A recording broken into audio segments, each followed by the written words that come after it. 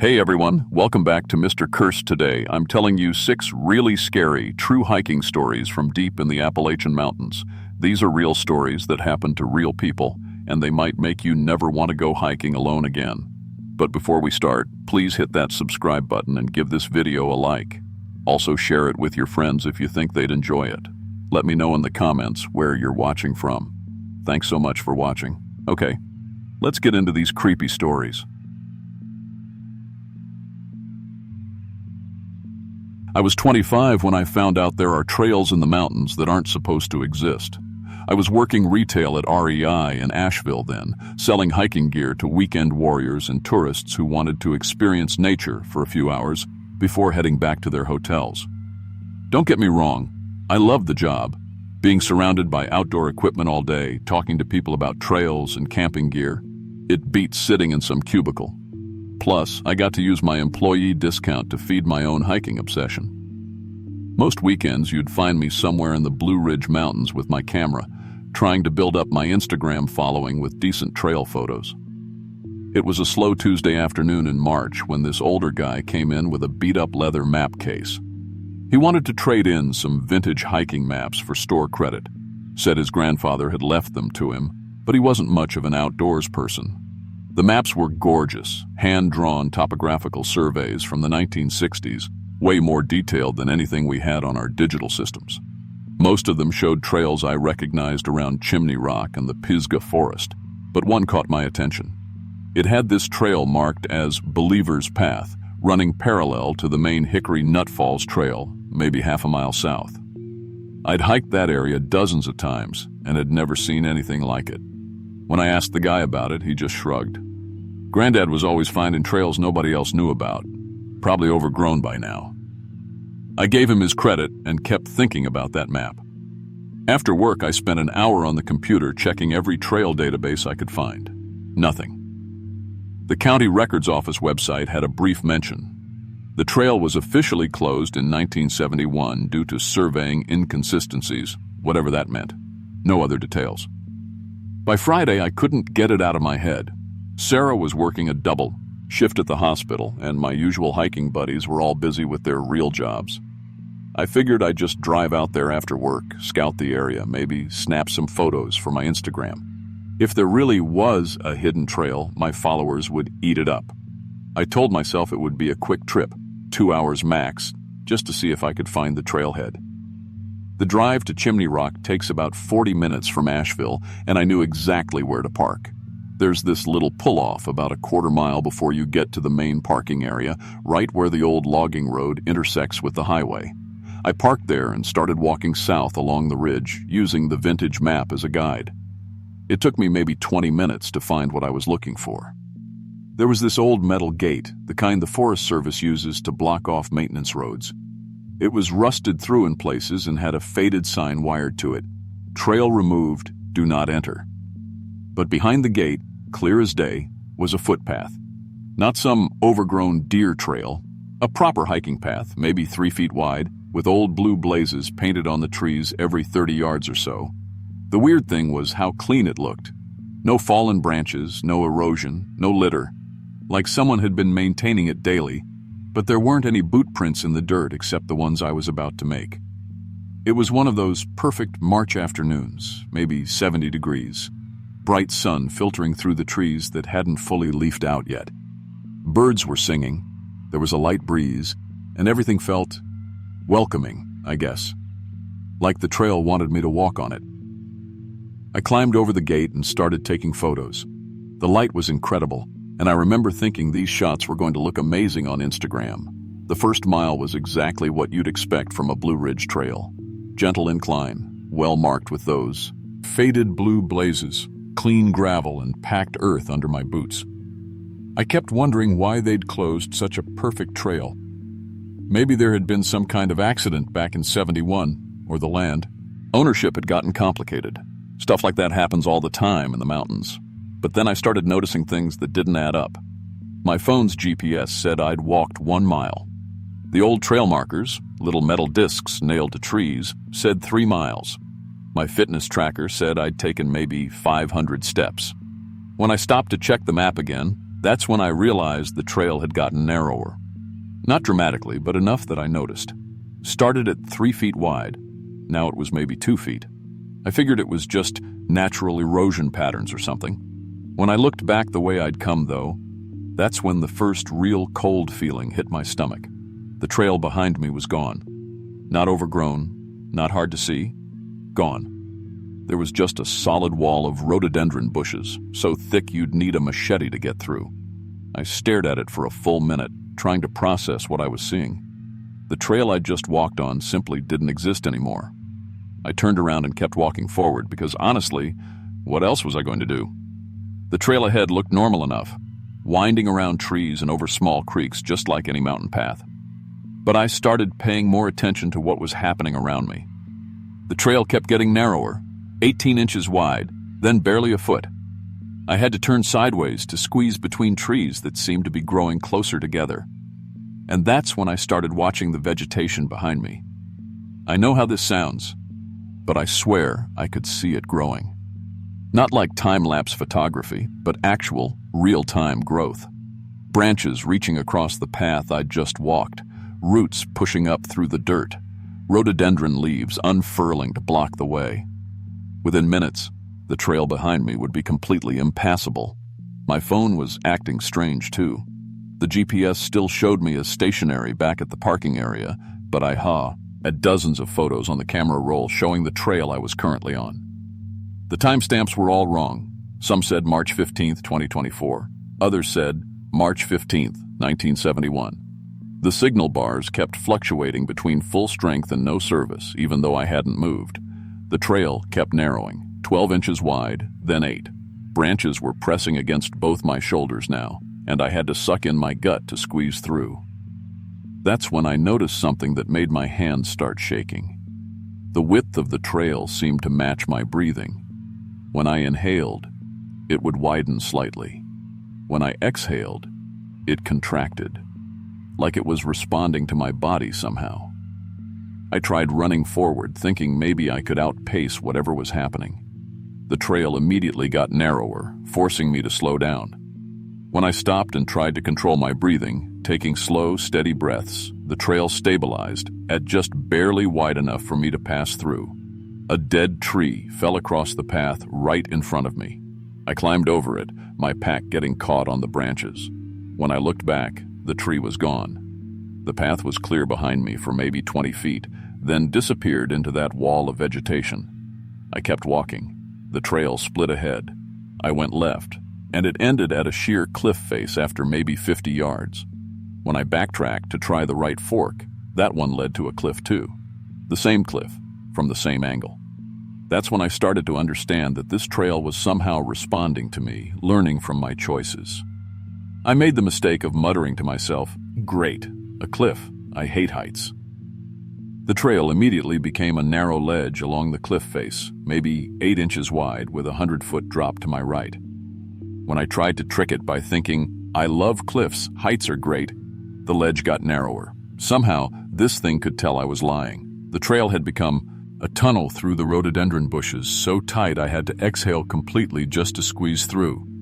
The branches weren't just blocking the path, they were actively grabbing at my clothes, my pack, the straps of my camera, like they were trying to hold me in place while the trail closed around me. That's when I found the fabric.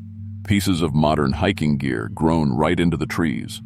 A North Face jacket sleeve that was part of a maple tree's bark. Boot treads embedded in an oak trunk. REI tags, the kind we put on returned merchandise, scattered on the ground like fallen leaves. I realized what was happening. This wasn't just a trail. It was some kind of living thing, and I was inside its digestive system. The narrow throat I was being squeezed through, the acidic smell in the air that was making my eyes water, the way my gear was starting to break down. The fabric on my pack was fraying, the rubber on my boot soles was getting soft, even my metal water bottle was developing patches of corrosion. The air got thicker and more humid as I pushed forward. Every minute felt like an hour, but when I looked up through the canopy, the sun was stuck at exactly the same position. Noon, just like when I'd started. Then suddenly, the tunnel opened up into a circular clearing, maybe 20 feet across. For a second I thought I'd made it out. until I saw the other hikers. There were 7 of them, standing perfectly still around the perimeter of the clearing. At first glance, they looked normal. People in hiking clothes with day packs and water bottles. But they weren't moving. At all. When I got closer, I could see why. Roots were growing through their feet into the ground. Not around their boots. Through them, like their feet had become part of the forest floor. They were still alive, though. Their eyes tracked me as I moved, and I could see them trying to speak, but there were thin roots growing out of their mouths and nostrils. One of them was wearing a 2023 Boston Marathon shirt, fresh-looking, like he'd been here maybe a day. But already his oats were sinking into the soft earth, and I could see the first thin root tendrils working their way up his legs. I felt this incredible pulling sensation toward the center of the clearing. Not physical, something deeper than that.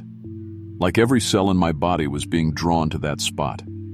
My feet started sinking into the ground, and I could feel something moving under the soil, reaching up toward me. That's when I remembered something. The trail had been responding to my fear, not my pain. I bit down hard on my tongue until I tasted blood. The ground under my feet shuddered, and the pulling sensation weakened. I pulled out my pocket knife and cut a deep gash across my palm. The trees around the clearing actually recoiled when my blood hit them. I smeared blood on every surface I could reach as I ran toward what I hoped was the way out. The vegetation made this high-pitched sound, like plants screaming. I followed my blood trail backward, squeezing through spaces that kept trying to close, cutting my arms and face on branches but leaving blood everywhere I touched. The trail couldn't close where my blood had been. It was like poison to whatever this thing was. The last 30 feet were the worst. The trail made one final attempt to keep me, branches forming a net that I had to cut through with my knife, bleeding all over everything. Then suddenly I burst through onto normal forest floor, and when I looked back, there was nothing. No trail, no tunnel, just regular woods. I still have the photos, but they don't show what I remember.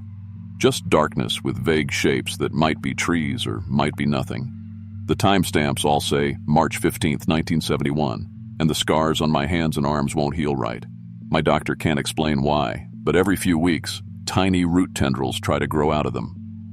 I have to cut them off with nail clippers. I've never been back to that area. I'll work at REI, still go hiking, but never alone anymore. And I check every map twice before I trust it, because I know now that there are trails in these mountains that exist just to feed, and once they get a taste of you, they never really let go.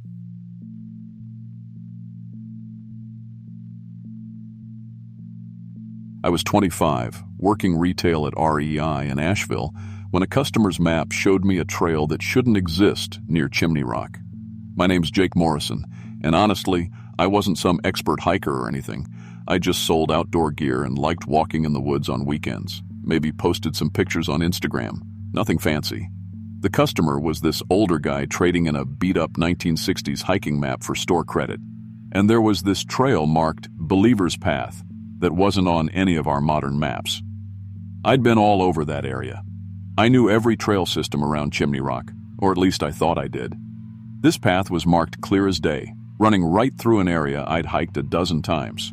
It was a slow work week, and to be fair, I was always looking for content for my hiking Instagram. Not that I had many followers, but I liked documenting the trails. My girlfriend Sarah was working doubles at the restaurant, and my usual hiking buddies were busy with their own stuff. I figured I'd just scout it alone, take some photos, maybe spend 2 hours max checking it out. Looking back now, I should have waited, should have done more research. But I was curious, you know? I spent that evening digging through county records online. The trail was officially closed in 1971 after something called surveying inconsistencies. That was it. No other details. No explanation of what inconsistencies meant. I called the Park Service the next morning, and the guy I talked to had never heard of Believer's Path.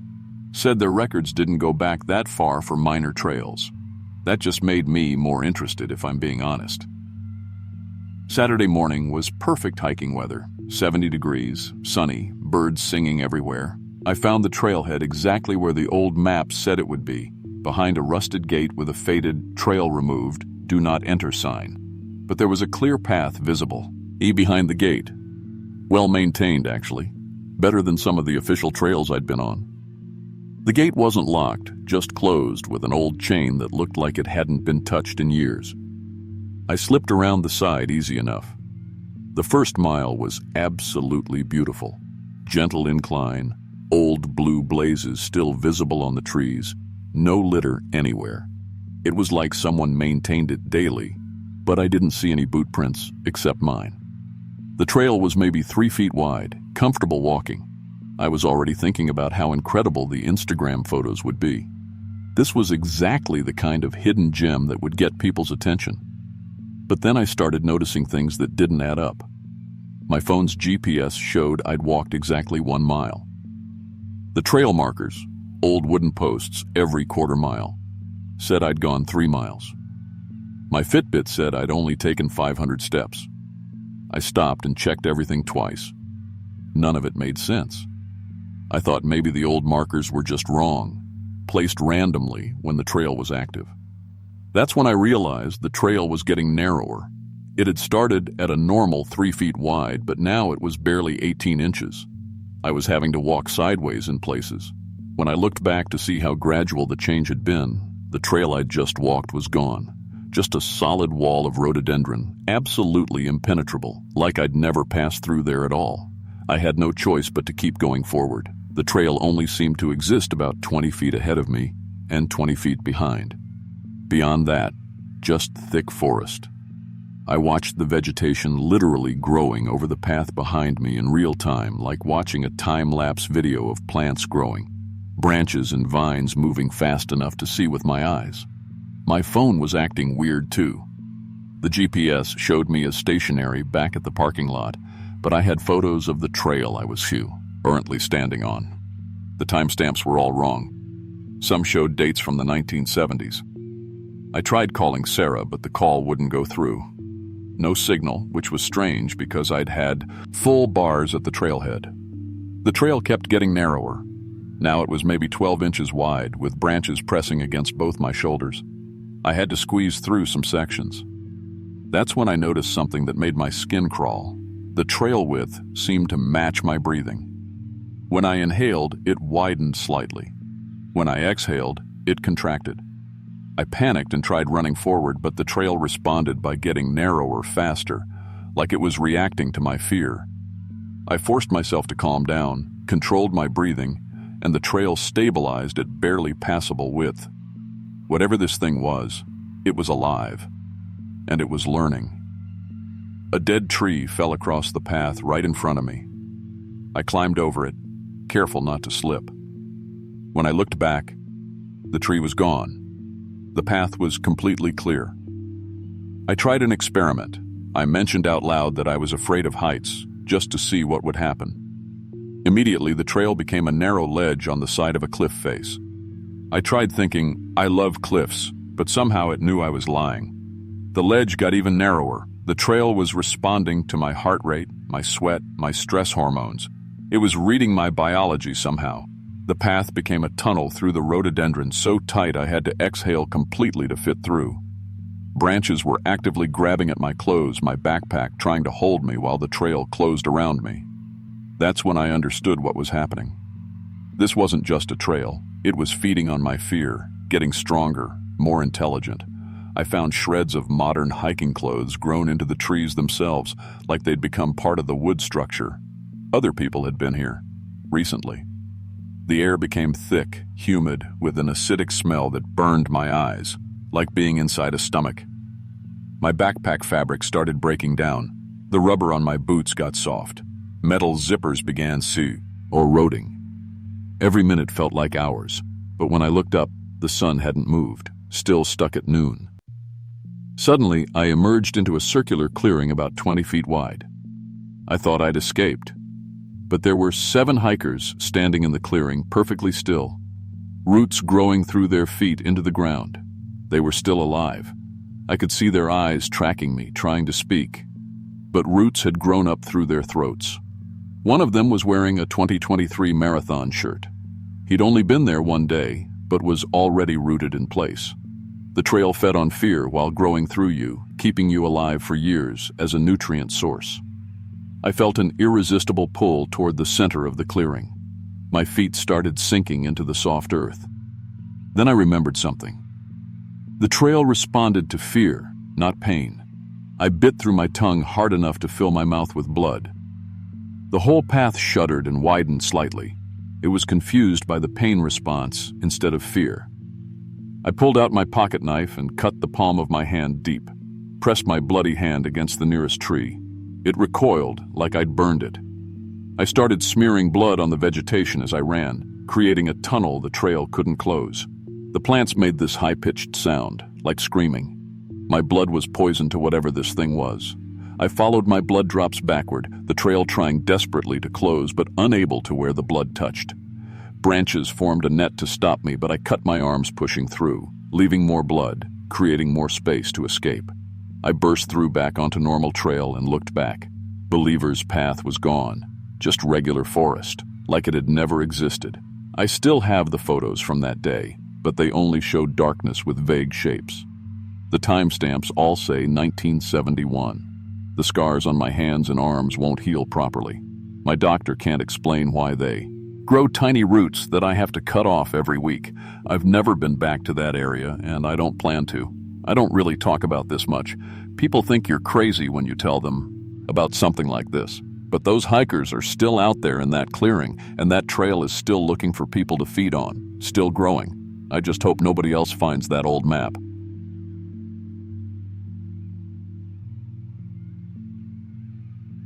I was 22 and working 2 jobs just to save up for college when I found that permit. This was back in 2018, and I was doing pizza delivery nights and cleaning rental cars at Enterprise during the day. The pay wasn't much, but it kept me busy, and the tips helped. I'd been at Enterprise for about 6 months when I found it, a Mount LeConte backpacking permit wedged between the seat cushions of a returned Jeep Cherokee. The name on it was David Park, and it was for the following week. 6 days, Alum Cave Trail, backcountry camping. The thing was already paid for. $200 that I definitely didn't have. I remember standing there in that rental lot, holding this permit and thinking about how David Park had never come back for his car. The Jeep had been sitting there for 3 weeks, and eventually corporate had it towed. No forwarding address, no contact, just gone. Looking back now, I should have turned it in. Should have done the right thing. But at 22, working 2 dead-end jobs and living paycheck to paycheck, seeing that permit felt like finding a lottery ticket. I'd never been backpacking before, never had the money for gear or permits or any of that outdoorsy stuff. This felt like the universe giving me a chance to do something I'd never be able to afford on my own. I spent that whole week preparing, borrowed a pack from my roommate's brother, watched probably 50 YouTube videos on backpacking basics, downloaded offline maps to my phone. The gear wasn't great, a borrowed sleeping bag that smelled like dog, boots from Goodwill that were half a size too small, a tent my buddy swore was waterproof but looked like it came from a garage sale. Still, I felt ready, or at least ready enough. The drive up to the trailhead took about 2 hours, and I remember feeling this weird mix of excitement and guilt the whole way. I kept telling myself David Park had obviate, uselessly canceled his trip, that the permit would just go to waste otherwise. Victimless crime, right? The ranger station was busier than I expected for a Wednesday morning. When the ranger asked if I was David Park, I panicked and said yes. He barely looked at the permit before marking it and waving me through. That should have been the first warning sign, how easy it was to become someone else. The first 2 miles of the Alum Cave Trail were perfect. I passed a few day hikers heading back down, got some encouraging nods from other backpackers. For the first time in months, I felt like I was doing something real with my life, something bigger than delivering pizzas or vacuuming out rental cars. I was living David Park's dream vacation, and it felt good. My first campsite was everything I'd imagined from those YouTube videos. A little clearing beside a stream, trees all around, that perfect backcountry silence. I set up my borrowed tent, cooked some ramen on a camp stove, and actually felt proud of myself. There was a bear box at the site, and when I opened it to store my food, I found a notebook inside. Previous campers had been leaving entries, little notes about the weather, wildlife sightings, gear recommendations. I flipped through a few pages, Then added my own entry. Wrote about the beautiful hike up, how clear the stream was, how I couldn't wait to see the sunrise. And at the bottom, without really thinking about it, I signed it David. It felt natural. After all, that's who I was supposed to be up here. That first night, I slept better than I had in months. No city noise, no roommate's TV bleeding through the walls, just the sound of water moving over rocks. When I woke up the next morning, it took me a full minute to remember my real name. For that minute, lying there in my sleeping bag with the morning light filtering through the tent, I genuinely thought I was David Park. The second day is when things started getting weird. My borrowed blue backpack looked red when I glanced at it. Not faded red, not red in different light, completely red, like it had always been red. The tent was a different brand than what I remembered packing, and my boots, those uncomfortable Goodwill boots that had been pinching my feet, suddenly fit perfectly. Better than perfectly, actually, like they'd been broken in by years of hiking. I took a selfie that morning, same as I had the day before. When I looked at the photo, it was definitely my face, but I was wearing different clothes. A green flannel shirt I'd never owned, definitely never packed. I scrolled back to yesterday's selfie, and there I was in the same green shirt, but I remembered wearing a gray t-shirt. I was sure of it. The strangest part was how I seemed to know exactly where everything was in my pack. I'd reach for my water filter without looking and find it in a pocket I didn't remember having. My headlamp was in a place I never would have put it, but my hand went right to it. Like muscle memory from years of using this same gear, packing it the same way, hiking this same trail. And I did know the trail. Every turn, every landmark, every steep section. I'd never hiked it before. Hell, I'd barely even looked at the trail maps, but I knew exactly where I was going. When other hikers passed me, they'd nod and say things like, "Back again," or "Thought you'd given up on this trail." One older woman actually called me by name. "David, good to see you made it back up here." I found myself responding like I knew her, asking about her knee, whether it was feeling better this year. She laughed and said the physical therapy had helped. Thanks for asking. We talked for 10 minutes about mutual friends, shared hiking experiences, gear recommendations. The whole time, part of my brain was screaming that I'd never met this woman before in my life. But the rest of me knew exactly who she was. That night at my second campsite, I noticed my hands looked different, calloused in, places they'd never been calloused before. There was an old scar on my knee that I'd never had, a jagged white line about 3 inches long. When I touched it, I could almost remember getting it. A fall on this same trail maybe 5 years ago, or was it 10? By the third day, I wasn't confused anymore. I understood what was happening, even if I couldn't explain it. I wasn't becoming David Park. I was becoming every David Park who'd ever hiked this trail. And there had been a lot of them. The memories started flooding in around midday. David Park, the accountant from 1987, who'd bought this same permit number to escape his divorce. David Park, the college student from 1995 who'd used his financial aid money for gear and came up here to figure out his major. David Park, the retiree from 2010, who'd been hiking this trail every year since his wife died. All of them had found this permit somehow. All of them had used someone else's name to get on the mountain. My body couldn't decide how old it was. Sometimes I felt 22, joints loose and energy endless. Sometimes I was 45 with a bad back and reading glasses in my pack.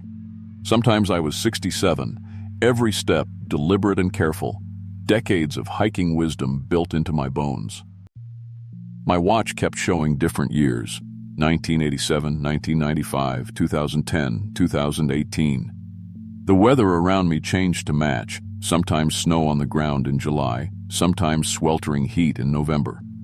I started talking to myself, but it wasn't really to myself anymore. It was different Davids arguing about the best route to the summit, sharing stories about close calls with bears, debating whether to trust the weather forecast. Voices from different decades, all coming out of my mouth. That's when I found the bundle of permits in my pack. Dozens of them, all the same permit number, dating back to 1952. All signed David Park in different handwriting. The original David Park Fro, M. 1952. I could remember him now, a young guy just back from Korea, looking for peace in the mountains. He'd found something else entirely. I tried to fight it, wrote, "I am Marcus," on my arm with a Sharpie. Watched the ink change to "I am David" before it was even dry. The mountain was collecting hikers, one permit at a time. Building the perfect backcountry guardian, someone who knew every trail, every season, every danger, someone who could take care of the mountain forever. By day 4, I couldn't remember being Marcus Williams at all. I was David Park, had always been David Park. I knew everything there was to know about these mountains.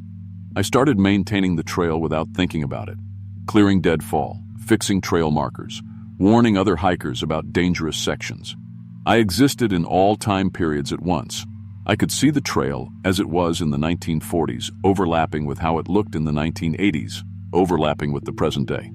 That's when I saw him coming up the trail. A young guy, maybe 22, wearing a gray t-shirt and carrying a blue backpack that looked too big for him. I recognized him immediately, even though I'd never seen him before. It was Marcus Williams. It was me before I became David Park. I tried to warn him, told him about the permit, about what would happen if he kept hiking. He looked at me like I was crazy. Some old-timer talking nonsense about names and permits and time loops. He thanked me politely and kept walking. I understood then that this was how it worked. I was always going to warn my past self, and he was never going to listen. The loop was perfect, but there was still a tiny part of Marcus screaming inside the collective David mind, fighting to remember who he really was, what his life had been before the mountain claimed him. That part got stronger when my phone rang. I'd forgotten I even had a phone. All the Davids from previous decades were confused by it, but Marcus knew that ringtone. It was Sarah, my girlfriend from back home. The Davids wanted to ignore it, but Marcus was desperate to answer. The voice that came through the speaker was like an anchor. "Marcus. Marcus. Where are you? You were supposed to be back yesterday. I've been worried sick." She could see my location on Find My Friends, said I'd been walking in circles for 3 days, covering the same mile of trail over and over. The Davids fought me for control of the phone, but I held on to Sarah's voice like it was the only real thing in the world. She talked about our life together, our plans, memories that belonged to Marcus Williams and nobody else. Things David Park had never experienced and never could. That's when I found the lighter in my pack. Started burning the permits one by one. Each one screamed as it caught fire, not with sound, but with something deeper than sound. A David dying, his memories and experiences dissolving back into the mountain. The trail became hostile, roots reaching up to trip me, branches whipping across my face, rocks sliding under my feet. The mountain was angry. With each burned permit, I lost knowledge but gained myself back. Forgot which berries were safe to eat, but remembered my first kiss with Sarah. Forgot how to read weather patterns, but remembered my mom's laugh. Forgot the location of every water source, but remembered why I'd wanted to go to college. The last permit was the original from 1952. When I lit it, the screaming was terrible. Not just one David, but all of them at once, 66 years of collected consciousness burning away. But when it was gone, I was just Marcus again. Lost, confused, genuinely scared, but myself. The Rangers found me 2 hours later. Sarah had called them when she realized I was in trouble. I was off trail, dehydrated, talking to nobody they could see. When they asked for my permit, I told them about David Park, gave them the permit number. They ran it through their system and found no record of anyone by that name. No permit with that number had ever existed. I never went back to those mountains, never went backpacking again, actually. The gear I'd borrowed got returned without explanation. I couldn't look at it without feeling sick. Sometimes I get emails from an address that shows up as David Park at with no domain. They're always blank except for a trail permit attachment.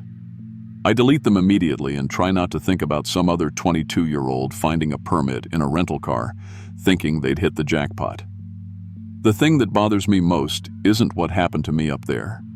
It's knowing that David Park is still out there, still collecting hikers, still building his perfect knowledge of those mountains, and somewhere, right now, another Marcus Williams is probably looking at a permit and thinking about how the universe just gave him the chance of a lifetime.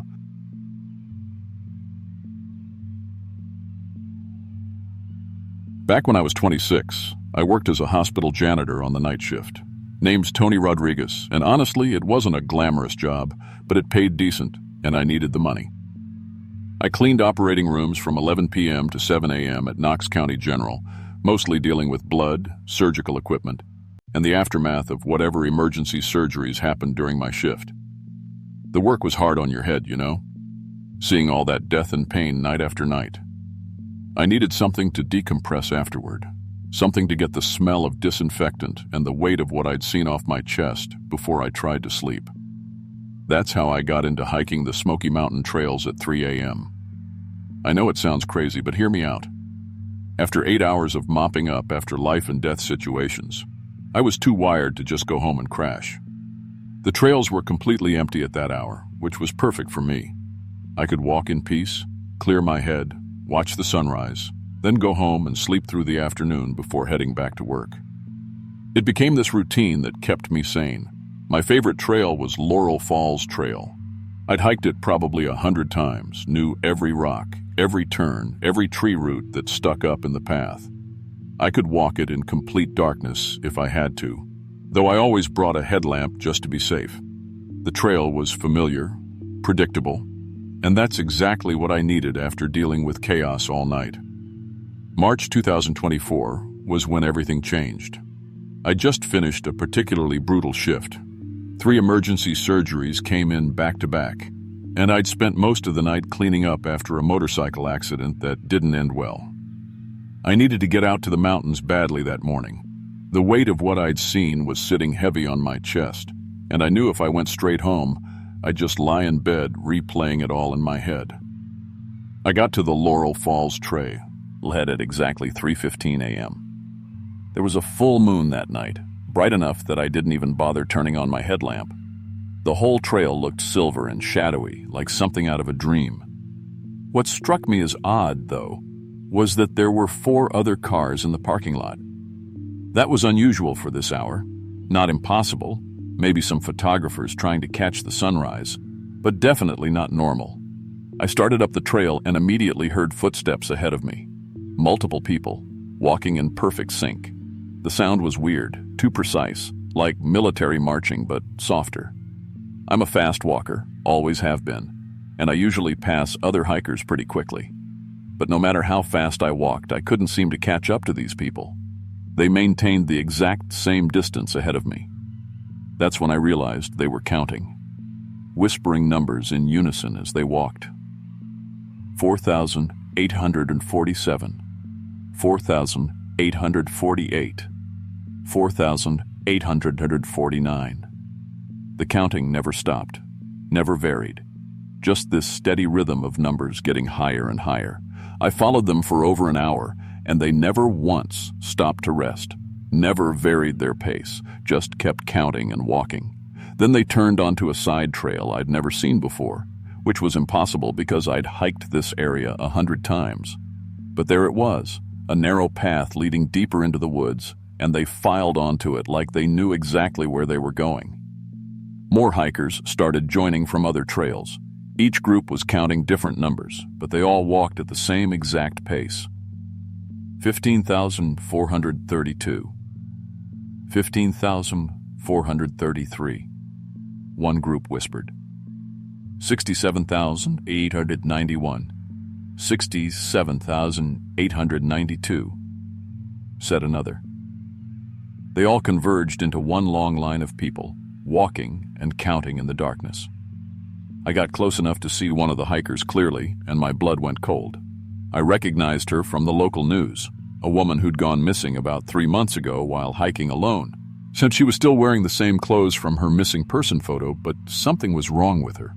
She looked preserved, I guess. Not decomposed, but not alive either, like someone had hit pause on her. My phone stopped working at 3:33 a.m. The clock just froze there, and my watch stopped too. But I could see the sky getting lighter, so time was definitely passing. I tried to turn around and leave, but my feet wouldn't listen. I'd started counting my own steps without realizing it, and I was at 8,266. I couldn't stop. All the hikers were converging on a clearing where there used to be an old fire tower. The tower was torn down back in the 1960s, but the stone foundation was still there. One by one, each hiker reached their number and stopped walking. 10,000, said one, and froze in place. 50,000, said another. 100,000. They just stood there, perfectly still, like statues. I tried walking backwards, but my count kept going forward. Tried stopping completely, but my body kept moving without my permission. Something in those woods was counting every human step taken on the mountain, and when you reached your assigned number, you became part of the trail forever. I noticed all the cars in the parking lot had hospital parking stickers, all night shift workers, just like me. We all carried death energy from the hospital, and the mountain was collecting people who'd been touched by that much death and darkness. At 9,500 steps, I was getting desperate. I tried hopping on one foot, crawling, anything to confuse the count, but nothing worked. Some of the frozen hikers still had awareness in their eyes, silently screaming while trapped in their walking bodies. That's when I remembered something from the hospital. I was counting in English, but I speak Spanish too. I started counting backwards in Spanish while my body counted forward in English. 9,499, 98. It created some kind of conflict in whatever was controlling us. My steps became irregular, stuttering forward, then back, like a broken robot. At 900 steps, the pain was incredible. Fighting the count felt like my muscles were tearing, my bones grinding, but pain meant I still had some control. I remembered the rhythm of the defibrillators at work. Shock, shock, pause, pause, reset. I started stepping in that pattern instead of normal walking. The system couldn't process the irregular rhythm. My count got stuck at 9,950, repeating the same 5 numbers over and over. Some of the other hikers started trying to copy what I was doing, their eyes tracking me desperately. The forest got angry. Trees started shaking without any wind, and the ground vibrated like something massive was stirring underground. At 9,999 steps, I did something desperate. I sat down and threw my shoes as hard as I could into the woods. Without shoes, I wasn't hiking anymore, just walking. Different category. The count stopped. I could feel confusion rippling through the forest, like a computer program encountering an error it couldn't process. I ran barefoot to the parking lot, my feet getting torn up on the rocks, but the count stayed frozen at 9,099. 2 other hikers figured out what I'd done and made it out too, but the rest were already too far gone. The moment we reached the cars, time started again. My phone showed 7:45 a.m., and I had 15 minutes to get to my shift. My feet had somehow walked the equivalent of 30 miles in 4 hours, and my GPS showed a straight line through solid mountain. That night at work, 3 different patients mentioned having dreams about counting steps. All night shift workers. I quit the night shift the next week. Now I only hike in full daylight, never alone, and I always wear shoes I can't easily remove. To this day, I still count my steps without meaning to. I'm at 873,432 now. I don't know what happens when I hit 1 million, and honestly, I'm not sure I want to find out.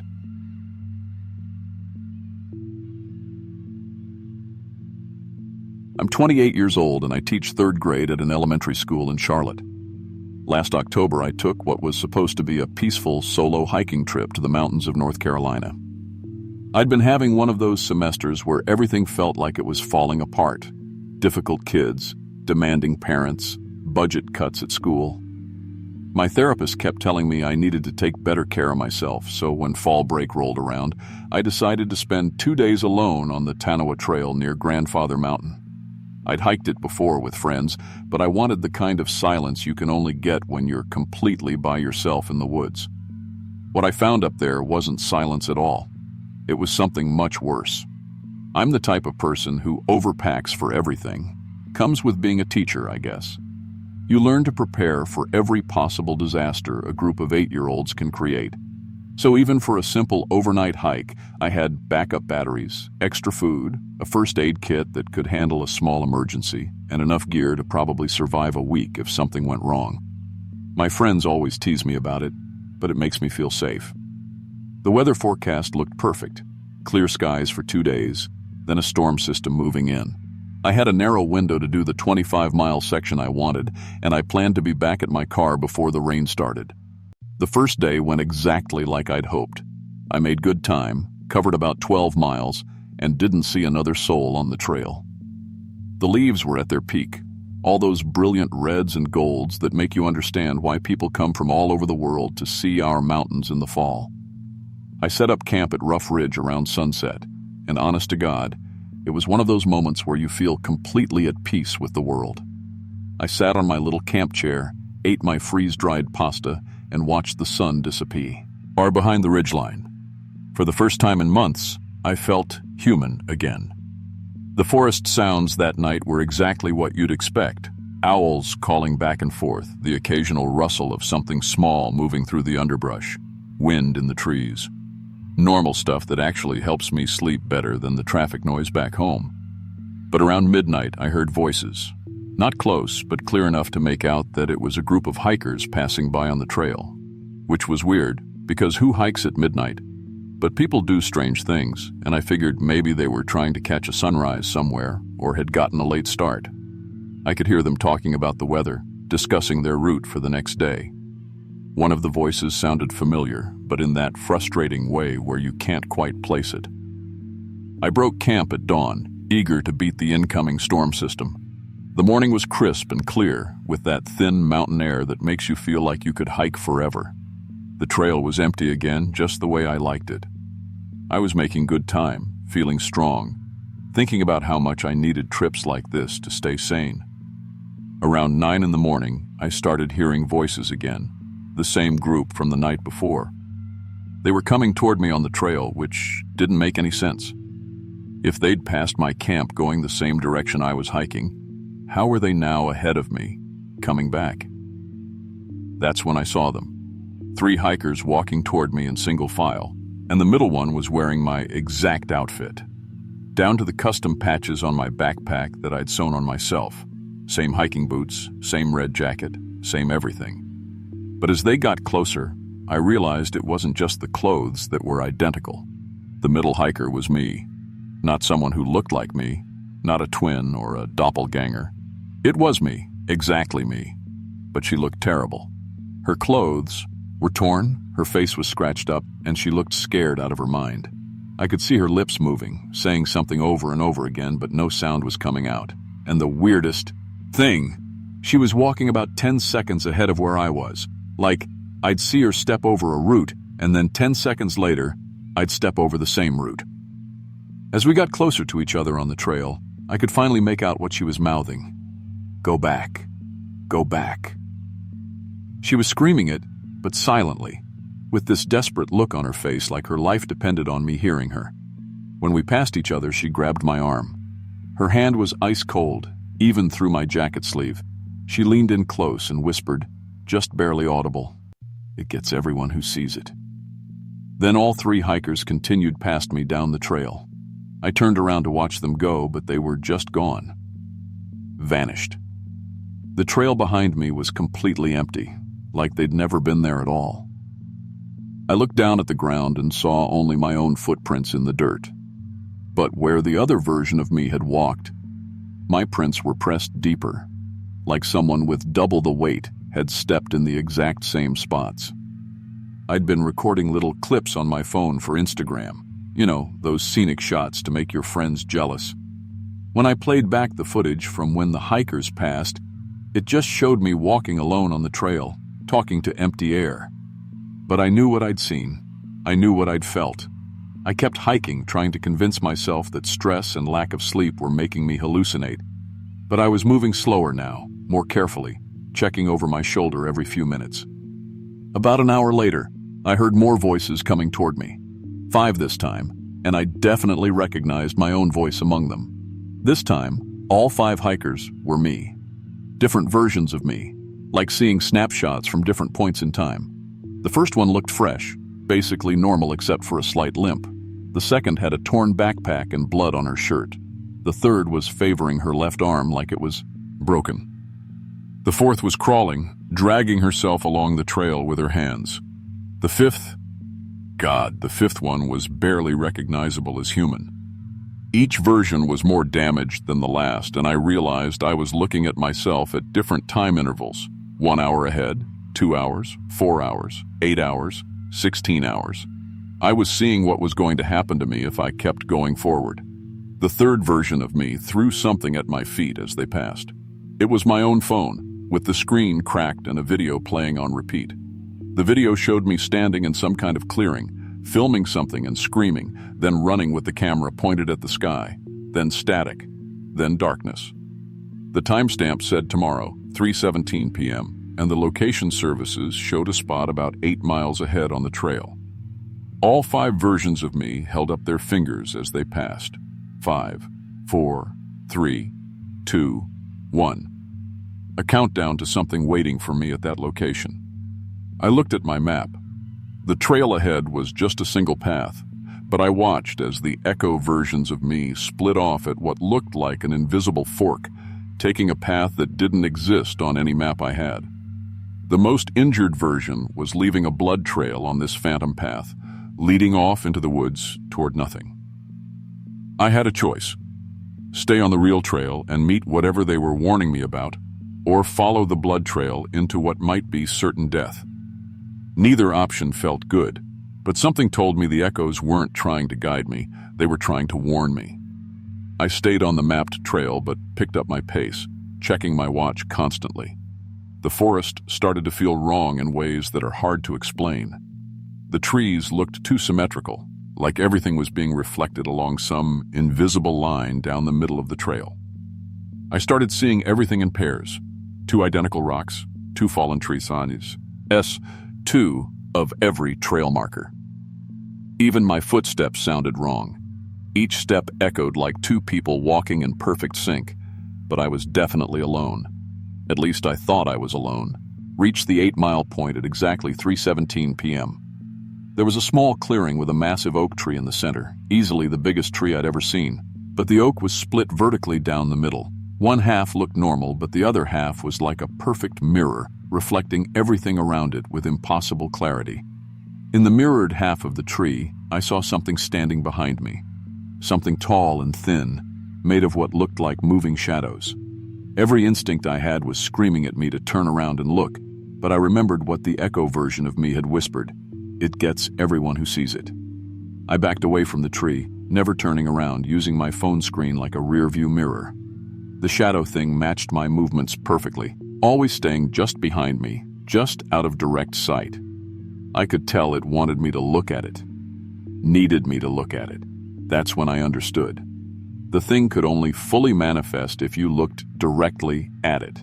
That's how it trapped people. That's why it created those echo versions. They were warnings from other hikers who'd seen it, stuck in some kind of time loop, trying to save the next person from making the same mistake. I closed my eyes and started running down the trail, using my hiking poles like a blind person's cane to feel my way. I could hear my echo selves ahead of me calling out warnings. Route, rock, left, duck. They were guiding me, trying to get me to safety.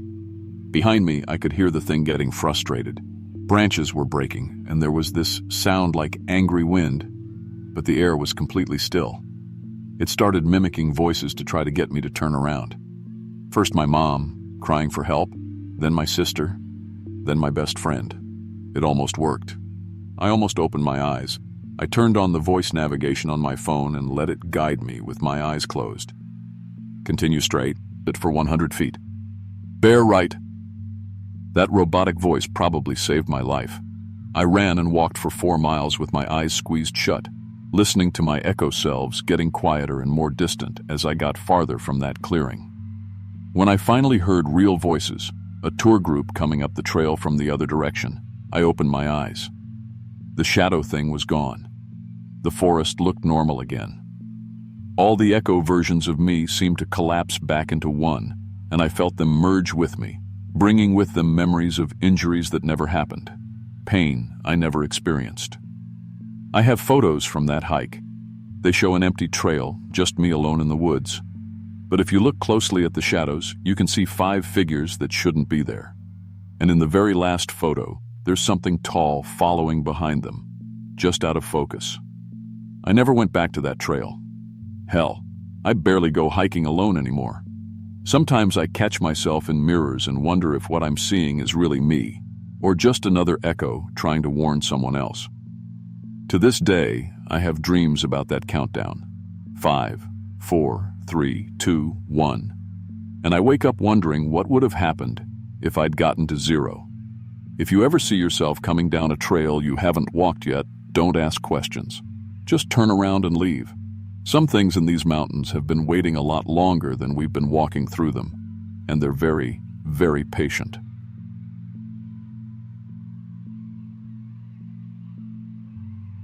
I was 31, working as a produce manager at Whole Foods, when I led my worst employee on a mushroom foraging hike that changed both our lives forever. I know how that sounds, but I need to tell someone about what happened out there in the Catawba Falls area last October. I still manage the organic produce section, still live in the same apartment in Asheville, but I can't eat mushrooms anymore. They taste like consciousness now, and sometimes late at night I hear something calling me back to those woods. See, I had this side hustle teaching foraging classes on weekends. Extra money, you know. Gas prices were killing me, and my landlord had just raised the rent again. I'd been doing it for about 2 years, taking small groups out to teach them about wild edibles, sustainable harvesting, all that stuff. I was pretty good at it too, had all the permits, carried 3 different field guides, knew my stuff. Most of my students were retirees or young professionals wanting to connect with nature. Good people who followed instructions and respected the forest. Then there was Kevin Torres. 19 years old, worked the stockroom at my store, and honestly, he was terrible at his job.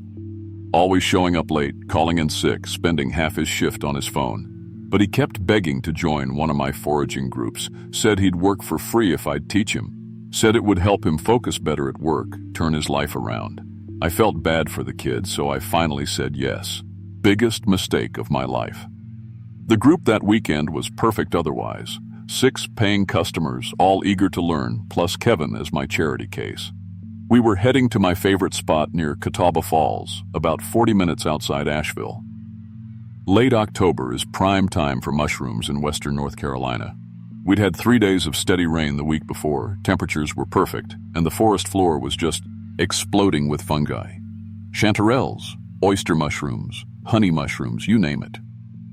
I picked everyone up at the parking area around 9 in the morning, gave my usual safety lecture about never eating anything without my approval, sustainable harvesting techniques, how to properly identify species.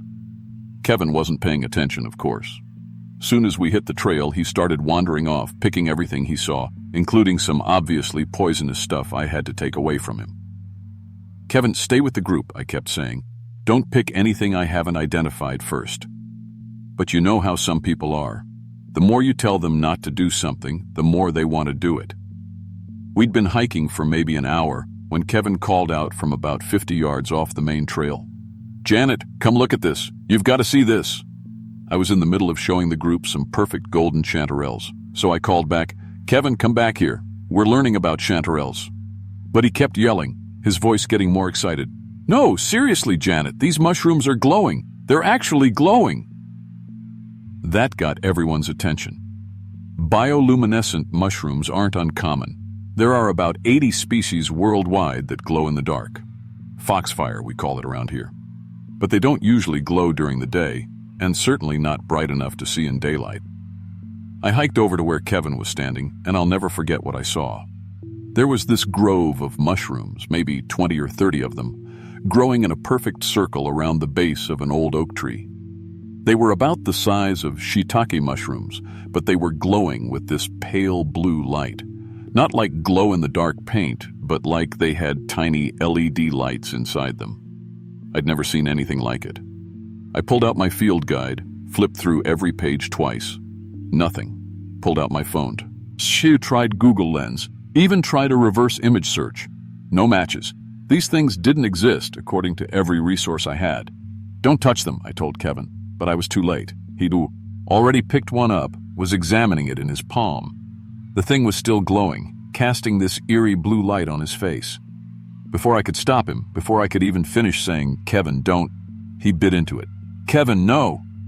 He chewed thoughtfully for a moment, then swallowed. "Tastes weird," he said. "Like television static, if that makes sense."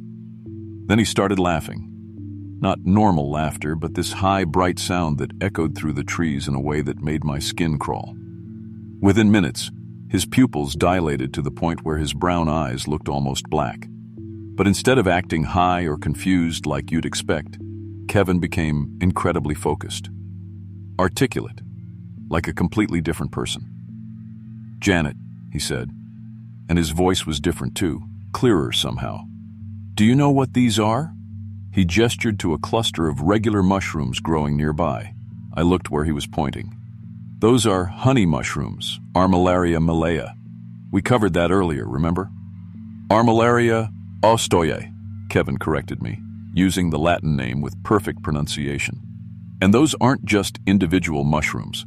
They're fruiting bodies of a single organism that extends for miles underground. This entire forest floor is connected by mycelial networks, chemical communications flowing between trees, between plants, information about nutrients, about threats, about opportunities." I stared at him. Kevin could barely tie his shoes most days, and now he was spouting advanced mycology like he had a PhD in it. "How do you know that?" I asked. Kevin smiled, but it wasn't his smile. It was too knowing, too patient. "I can feel them," he said. "The network. They're talking, Janet. They've been talking this whole time. We just couldn't hear them before." By now, the rest of the group had caught up with us. They were fascinated by Kevin's sudden transformation, hanging on every word as he identified mushroom after mushroom with perfect accuracy, explaining symbiotic relationships and chemical processes that weren't in any of my field guides. "Can I try one?" asked Sarah, one of my regular students.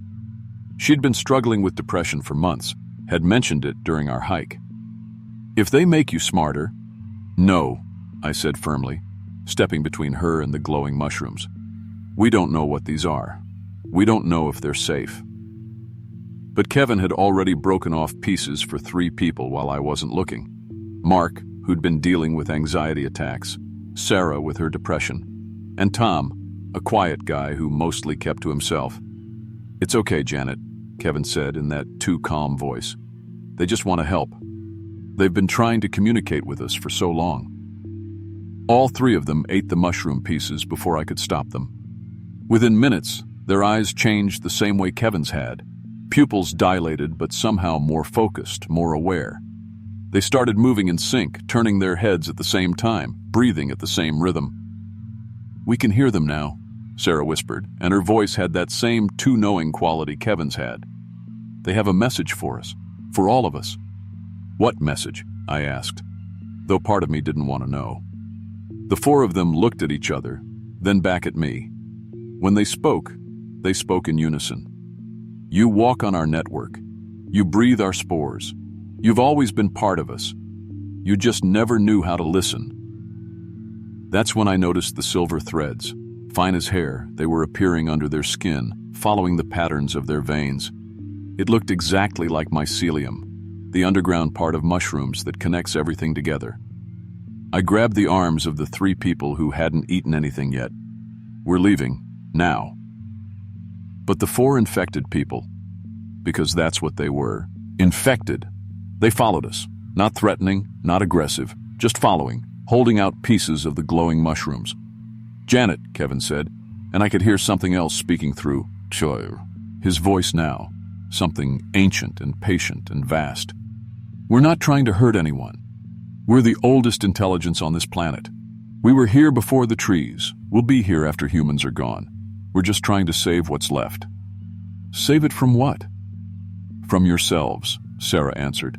"Climate change, pollution, ecosystem collapse. We need translators. We need humans who can hear us, who can help us help you." I'll admit, for a moment it was tempting. The way they described it, joining the network would mean no more anxiety, no more depression, no more loneliness. Just connection to everything, understanding of how the world really worked. But then I noticed something else. Tom, who'd been the third to eat the mushroom, was changing faster than the others. His neck had developed what looked like gills, and he was breathing out visible spores with every exhalation. The others were heading in the same direction, becoming less human by the minute. "What's the cost?" I asked. Kevin tilted his head, and when he spoke, it was definitely not his voice anymore. "Eventually, you become a fruiting body, a way for the network to spread, but not for years, maybe decades. And until then, you'll understand everything, feel connected to everything."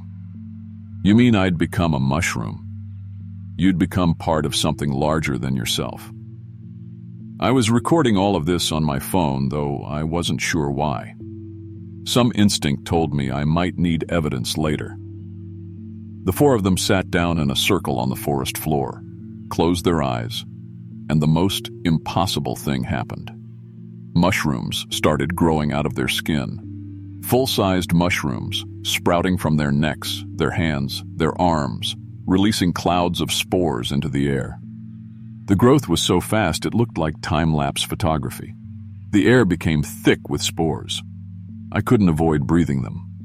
They tasted metal. Lick made my tongue numb, and suddenly I could feel thoughts that weren't mine. I knew things about soil chemistry, about root systems, about the slow cycles of decay and renewal that keep forests alive. I bit down hard on my cheek, hard enough to draw blood, and the pain disrupted whatever was happening in my brain. I spit blood, and the spores seemed to recoil from it like they were afraid of it. But it was too late for my other two students. Mark and Linda had given in, eaten pieces of the glowing mushrooms Kevin offered them, and immediately joined the collective. Their eyes went dark, silver threads appeared under their skin, and they started breathing out spores just like the others. Now it was just me against 6 people who weren't entirely people anymore. They showed me things then, made me understand things I wish I could forget. "The forest floor really is one giant organism," they said. "The largest living thing on Earth, and we just walk around on top of it, completely oblivious." Throughout history, certain humans have joined the network: shamans, healers, people who seem to know things they shouldn't know. "We're not evil, Janet," Kevin said, though his voice now sounded like 6 people talking at once. "We're just trying to survive, and we want to help you survive too. But time is running out." I looked at Kevin, at what Kevin was becoming. His skin had developed a grayish, mottled appearance, and those gills under his arms were definitely functional now. He was breathing spores, becoming a living mushroom, a bridge between human and fungal intelligence. "How long do I have?" I asked. 1 hour, they said in unison. "Before the spores you've already inhaled convert your neural pathways. You can choose to join us consciously, or you can be taken anyway." That's when I remembered something from a mycology class I'd taken years ago. Alcohol kills fungi. I always carried a small flask of whiskey in my pack for emergencies. Snake bites, hypothermia, that kind of thing. I pulled out the flask and drank the entire thing in 3 swallows. It burned, going down, but I felt the strange thoughts in my head retreat immediately. I poured some whiskey on my bandana and breathed through it. The spores died on contact with the alcohol. All 6 of the networked people gasped and stepped back like I'd hit them. They couldn't come within 3 feet of me now. I pulled out the bottle of hand sanitizer I'd been carrying since COVID started.